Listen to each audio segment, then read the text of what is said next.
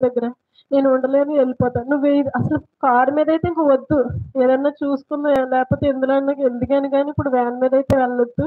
ఎందుకంటే ఇప్పుడు నువ్వు ఇలా వెళ్ళిన కాడి నుంచి ఎక్కడైనా ఏదైనా జరిగిందంటే పరిస్థితి ఎలా ఉంటది? ఇక్కడైతే వీళ్ళున్నారు కాబట్టి చూసారు. తర్వాత మరి ఎక్కడన్నా ఉంటే చూడలేరు కదా! వద్దంటే, "నువ్వేం కంగారు పడకు నేను టాబ్లెట్స్ అయి వేసుకుంటున్నాను కదా! దూరం వెళ్ళనులే ఇక్కడిక్కడే వెళ్తానులే" అని ఆ 2 రోజులుండి తర్వాత నుంచి వెళ్ళిపోతున్నారండి. కానీ నాకైతే చాలా భయంగా ఉంది మరి. ఆయన మీద భారం వేసుకొని తప్ప అందరూ ఉన్నప్పుడు అలాగే మరి. నాకైతే నువ్వు తప్ప ఎవరు దారి లేరు, దిక్కు లేదు మరి. మరి నా భర్తకు నువ్వు ఎక్కడున్నా కూడా సాయం చెయ్యి. ఏ పరిస్థితిలో ఉన్నా కూడా మరి వాహనం వెళ్ళు వచ్చే సమయంలో కూడా మరి తోడుగుండు. ఇప్పటికైనా తనలో మార్పు కలిగించి మరి ఇది మరి ముళ్ళు పెట్టుబడి నువ్వే తీసివాడు నువ్వు. ఎన్నాళ్ళు ఇలా కావళ్ళు వస్తా ఉంటాయి, ఎన్నాళ్ళు తగ్గుతూ ఉంటాయి. మనిషి అయితే తెలుసుకోలేకపోతున్నాడు. మరి ఈ రకంగా ఇప్పటికైనా బుద్ధొచ్చి తెలుసుకున్న చైతన్య రోజు ప్రార్థన చేసుకుంటున్నానండి మరి. మరి ఆయన ఎప్పటికప్పుడు ప్రమాదం వస్తూనే ఉంది. ఆయన కాపుదలు ఇస్తూనే ఉన్నాడు మరి. కాపాడుతూనే ఉన్నాడు. అబ్బాయి తెలుసుకోలేకపోతున్నాడు. మరి ఆయనకి తెలియడండి మరి. మీరందరూ ప్రార్థన చేయండి మరి పూర్తిగా కోలుకోవాలని. మరి ఆయన సంఘంలోకి రావడానికి, ప్రార్థన చేసుకోవడానికి, అనుక్షణం ఆయన తెలుసుకోవడానికి మీరందరూ ప్రార్థించమని వేడుకుంటున్నాను మరి. నా కుటుంబం గురించి, నా బిడ్డల గురించి కూడా ప్రార్థన చేయండి మరి. చిన్న సాక్ష్యం దేవుని దీవించాలి.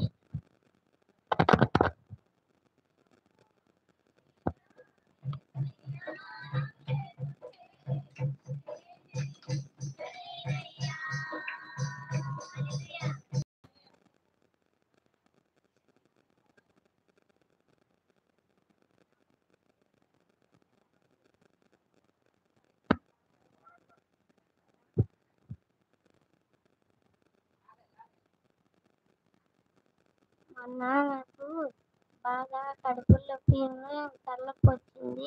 నేను ప్రార్థన చేసుకున్నాను, తగ్గిపోయింది. అలాగే మా అమ్మకు కూడా కాళ్ళ నొప్పి వచ్చింది. ఆ కాళ్ళ నొప్పి కూడా తగ్గాలని మీరందరూ ప్రార్థించండి. ఇదే నా చింత.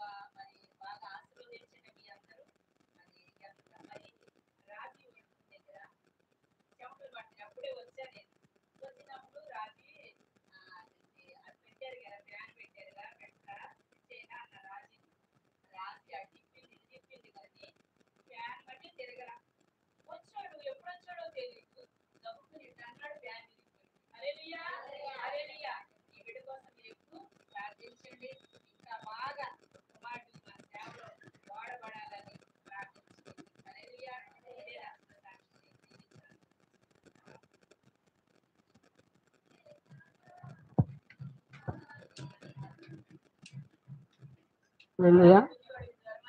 మీ అందరికీ వందనాలు. మరి సమీక్షణ ఆత్మీయతలకి వందనాలు. మరి చిన్న సాక్ష్యం, మరి